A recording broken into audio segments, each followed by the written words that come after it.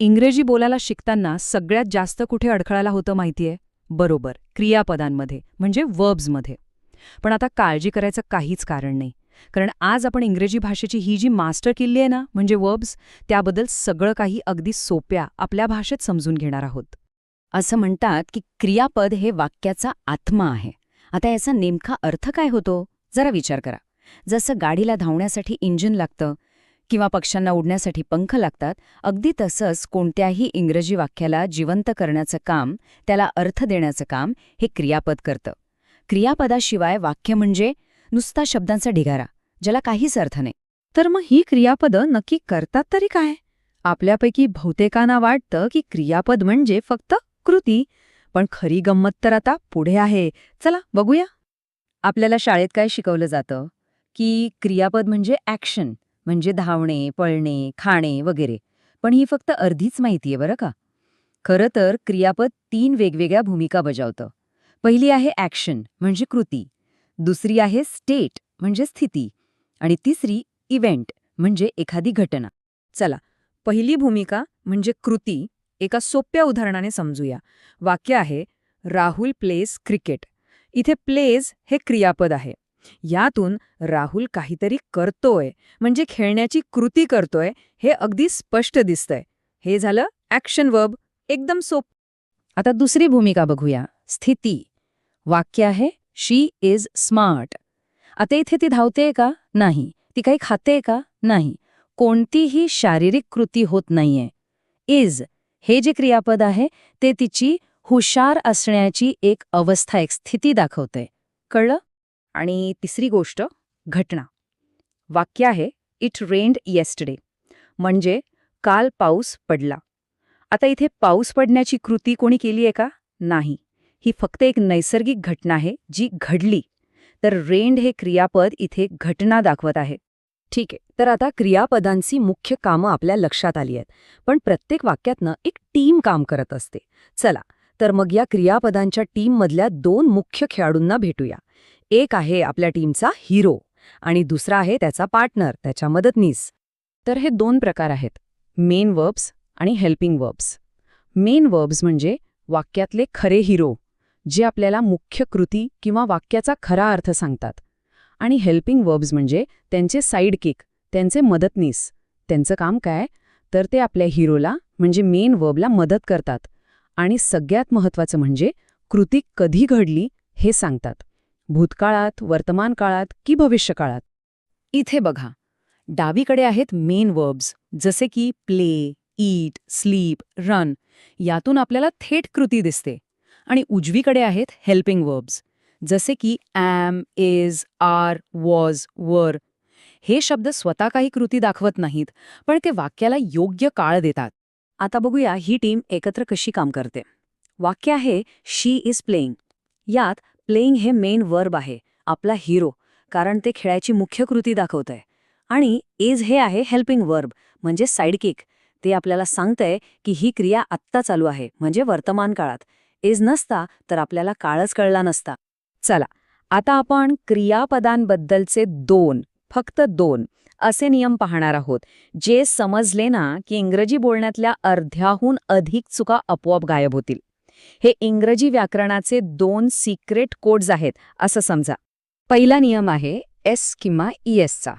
आणि हा नियम फक्त आणि फक्त साध्या वर्तमान काळात, म्हणजे सिम्पल प्रेझेंट टेन्समध्येच लागतो. नियम अगदी सोपा आहे. वाक्याचा कर्ता म्हणजे सब्जेक्ट कोण आहे यावर क्रियापदाचं रूप ठरतं. बघूया कसं ते. तर नियम असा आहे, जर वाक्याचा कर्ता आय, वी, यू किंवा धे असेल तर क्रियापद त्याच्या मूळ रूपातच राहतं, जसं की प्ले. पण जर कर्ता ही, शी किंवा इट असेल तर मात्र क्रियापदाला एस किंवा ईएस हा प्रत्यय लागतो, जसं की प्लेज. सोपं आहे नाही का? अच्छा, म्हणजे साध्या वाक्यांसाठी हा नियम समजला. पण जेव्हा आपण प्रश्न विचारतो किंवा नकारार्थी वाक्य बनवतो तेव्हा काय होतं? तेव्हा तर वाक्यात डू आणि डज सारखे हेल्पिंग वर्ब्स येतात. मग हा एसचा नियम तसाच राहतो की बदलतो? चला, याचं उत्तर शोधूया. आणि इथेच येतो आपला दुसरा आणि सगळ्यात महत्त्वाचा नियम. याला गोल्डन रूल म्हणतात आणि तो खरंच सोन्यासारखा आहे. हा नियम कायम लक्षात ठेवा.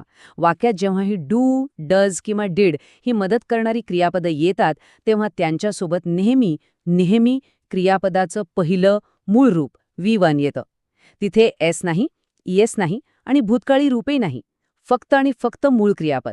इथे बघा किती स्पष्ट होतंय. डज शी नो हे अगदी बरोबर आहे, पण डज शी नोज हे पूर्णपणे चूक आहे. का? कारण डज आल्यामुळे नोला एस लावण्याची गरजच नाही. तसंच आय डिड नॉट गो हे बरोबर आहे, आय डिड नॉट वेंट नाही, कारण डिड आल्यावर क्रियापदाचं मूळ रूप गोच वापरायचं. चला, वर्तमान काळाचे नियम तर पक्के झाले. आता आपली गाडी वळूया भूतकाळाकडे. भूतकाळात क्रियापदांमध्ये काय आणि कसे बदल होतात ते आता समजून घेऊया. भूतकाळ बनवण्याचे तसे 2 मुख्य मार्ग आहेत. पहिला आहे रेग्युलर वर्ब्स. हे खूप सोपे आहेत. फक्त क्रियापदाला ईडी लावा, झालं भूतकाळ. जसं वॉकचं होतं वॉक्ड. दुसरा प्रकार आहे इर्रेग्युलर वर्ब्स. हे थोडे वेगळे आहेत, कारण यांचं रूप पूर्णपणे बदलतं. जसे की गोचं होतं वेंट. पण थांबा, इथे एक ट्विस्ट आहे. काही इर्रेग्युलर वर्ब्स इतकी विचित्र आहेत की त्यांचं भूतकाळातही रूप बदलतच नाही. आणि इंग्रजी शिकताना इथेच खूप जणांचा गोंधळ उडतो. उदाहरणार्थ पुट, कट किंवा हिट. बघा, ही पुट्स द बुक हा झाला वर्तमान काळ आणि yesterday he put the book हा झाला भूतकाळ. पाहिलंत, दोन्ही वाक्यांमध्ये पुट तसंच राहिलं. चला, आत्तापर्यंत आपण बरंच काही शिकलो. आता वेळ आली आहे आपण जे शिकलोय ते तपासून पाहण्याची. तयार आहात एका छोट्याशा गमतीशीर क्विजसाठी? चला, बघूया किती लक्षात राहिलंय. पहिला प्रश्न, ही डॅश टू स्कूल. रिकाम्या जागी काय येईल? गो की गोज? विचार करा. अगदी बरोबर, उत्तर आहे गोज. का? कारण आपला कर्ता ही आहे आणि एस आणि ईएसच्या नियमाप्रमाणे क्रियापदाला ईएस लागेल. प्रश्न दुसरा, हे वाक्य दुरुस्त करा. Did you eat mango? यात काय चूक आहे? आठवला का आपला गोल्डन रूल? परफेक्ट. बरोबर वाक्य आहे डिड यू ईट मँगो. कारण गोल्डन रूल सांगतो की डिड नंतर नेहमी क्रियापदाचं पहिलं रूप म्हणजे ईट येतं. तिसरा प्रश्न, आय एम ईटिंग या वाक्यातला मेन वर्ब म्हणजे आपला हिरो कोणता आहे? हे तर खूपच सोपं आहे नाही का? बरोबर, ईटिंग हे मेन वर्ब आहे, कारण ते खाण्याची मुख्य क्रिया दाखवतंय. आणि ॲम हे हेल्पिंग वर्ब आहे. आणि हा शेवटचा प्रश्न, पुट या क्रियापदाचं भूतकाळी रूप काय आहे? पुटेड की पुट? शाब्बास, उत्तर आहे पुट. आपण आत्ताच पाहिलं की हे त्या ट्रिकी क्रियापदांपैकी एक आहे जे अजिबात बदलत नाही. तर आता क्रियापदांचे हे जे महत्त्वाचे नियम आहेत ते आपल्यासमोर स्पष्ट आहेत. आता खरा प्रश्न हा आहे की जेव्हा आपण पुढचं इंग्रजी वाक्य बनवू तेव्हा यापैकी कोणता नियम आपल्यासाठी सगळ्यात मोठा बदल घडवून आणेल?